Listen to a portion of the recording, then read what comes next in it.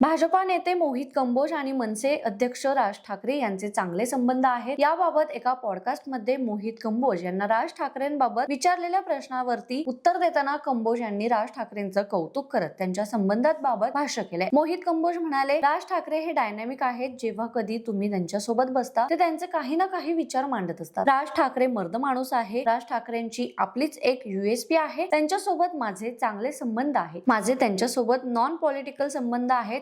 मी त्यांना खूप मानतो. मी त्यांचा खूप आदर करतो. मला याबाबत माध्यमांमध्ये बोलायलाही काही कारण नाही. राज ठाकरे हे विजनरी नेते आहेत. ते 1997 की 98 मध्ये भारतामध्ये मायकल जॅक्सनला घेऊन आले होते. तेव्हाची 1997 ची ती गोष्ट आहे. त्यांची एक वेगळीच विजनरी आहे. त्यांच्यात एक वेगळाच करिश्मा देखील आहे, जो मला खूप आवडतो. मी जे बोलत आहे त्यामुळे उत्तर भारतीय आणि बिहारी लोकांना वाईट वाटेल. हे पॉडकास्ट ऐकल्यानंतर त्यांना थोडं वाईट वाटू शकेल. पुढे मिश्किलपणे हसत मोहित कंबोज यांनी म्हटलंय.